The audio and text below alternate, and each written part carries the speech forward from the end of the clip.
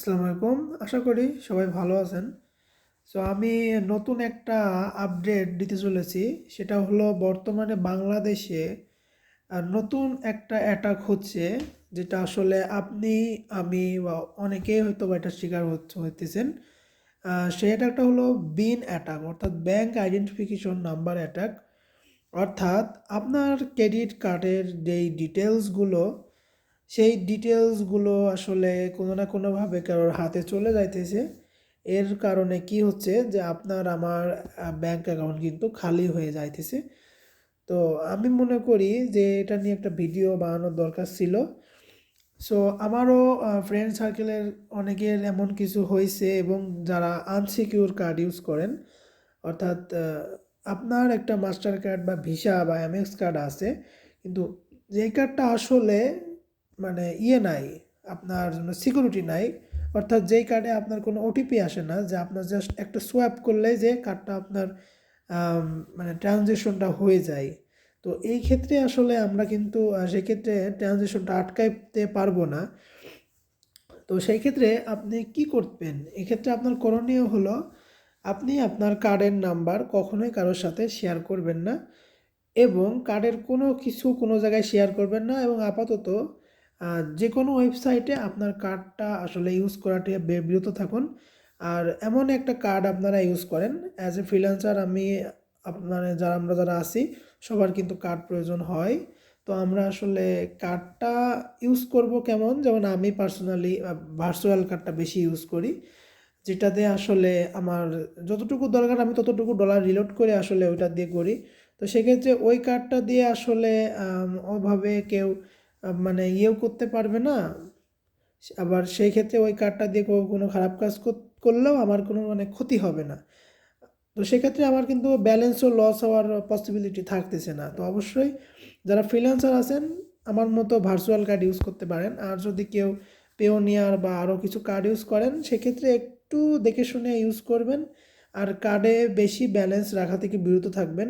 এখনকার সময়ে চেষ্টা করবেন যে ব্যাংক অ্যাকাউন্টে আসলে থুয়ে দেওয়ার, মানে কার্ডের মধ্যে ব্যালেন্স না রাখা, যেন কেউ যদি আপনার কার্ড যদি কোনোভাবে অ্যাক্সেস নিয়েও ফেলে, সেক্ষেত্রে যেন আপনার একটা বড় আকারের ক্ষতি সে না করে দিতে পারে। এই বিষয়ে আসলে আমাদেরকে সতর্ক হতে হবে। এবং বর্তমানে আসলে দেখবেন যে ফেসবুকে পেমেন্টটা বেশি হইতেছে। এটা ফেসবুকে অনেকে হয়তো বা আপনার কোনো ডিটেলস অন্য অনেক জায়গায় সেল টেল হয়, সেখান থেকে কিনে সেগুলো আসলে ফেসবুক, গুগল, আদার্স প্ল্যাটফর্মে আসলে ইউজ করতেছে। আমি জানি না কেন ইউজ করতেছে, এবং কিছু কারণ আছে যেগুলো আসলে আমি আপনার সোশ্যাল মিডিয়াতে এভাবে বলতে পারতেছি না। বিকজ অফ জানেন যে এখানে ওয়ার্নিং বিভিন্ন গাইডলাইন আছে, এটার একটা স্ট্রাইক হয়ে যাওয়ার পসিবিলিটি আছে। তো আমি এই জন্য আমি যেহেতু এটা ইউটিউব এবং টিকটকে ছাড়া হবে, সেক্ষেত্রে গাইডলাইনের জন্য আমি অত খোলাসাভাবে আমি বলতে পারতেছি না। বাট আমি আপনাদেরকে হিন্ট দিয়ে দিতেছি যে এই কার্ডগুলো, আপনার কার্ড হয়তো অনেক জায়গা থেকে কেউ ক্রয় করে ইউজ করতেছে, বা কেউ হয়তো বা আপনার বিভিন্ন আকারে সিস্টেম করে আসলে আপনার কার্ডগুলো ইনফরমেশনগুলো বের করে আপনার ইউজ করতেছে। তো এক্ষেত্রে ওদের লাভটা হলো এটাই যে আপনার ব্যালেন্সটা দিয়ে তারা হয়তো বা ফেসবুকে বুস্টিং করে দিবে, ফেসবুকে বুস্টিং চালাইতেছে, বা কেউ হয়তো বা আপনার গুগলে ডলার রিলোড করতেছে, আবার কেউ হয়তো বা কোনো গেমে পার্সেস কয়েন কিনতেছে, যেটা হয়তো বা ফ্রি অফ কস্ট হইতে পারে, বা সেটা হয়তো বা কেউ হয়তো বা আপনার কার্ডের ডিটেলসটা 500 টাকা 1000 টাকাও কিনছে, বা 5 টাকা দিয়ে কিনছে। তো এটা হতে পারে।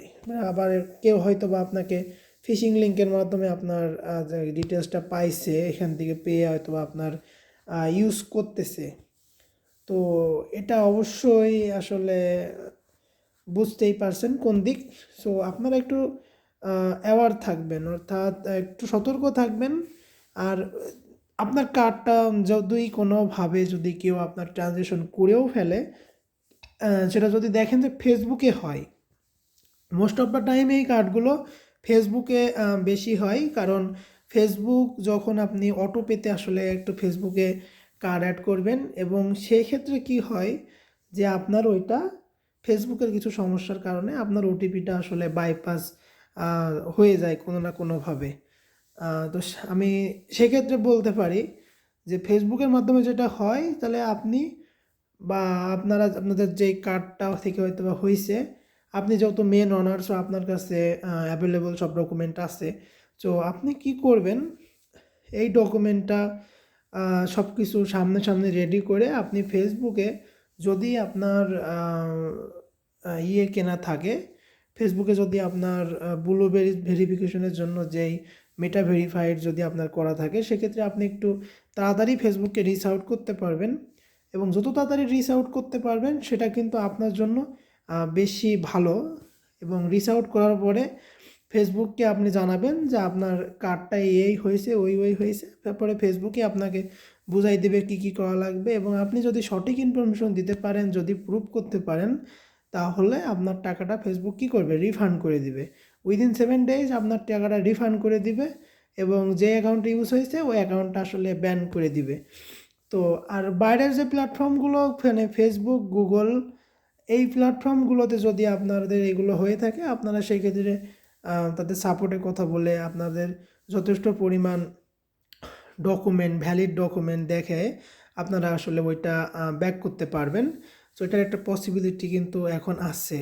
এটা সবাই একটু খেয়াল করবেন যেন আপনার এটা বেশি লং প্রসেস না হয়, যে 7-8 দিন পরে যদি আপনি করতে যান সেক্ষেত্রে একটু ঝামেলা হইতে পারে। চেষ্টা করবেন যে যদি আজকে হয়, কালকের মধ্যে যেভাবে হোক ফেসবুক, গুগলে যদি হয়ে থাকে এইগুলো, তাহলে আপনি ফেসবুক, গুগলের সাপোর্ট সেন্টারে আসলে কথা বলবেন, ইনশাল্লাহ ঠিক হয়ে যাবে।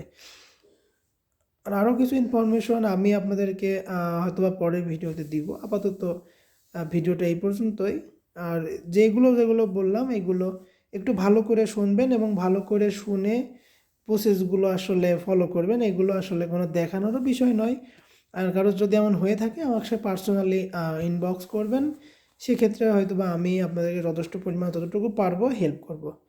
ভালো থাকবেন, যেখানে থাকবেন সতর্ক থাকবেন। ধন্যবাদ।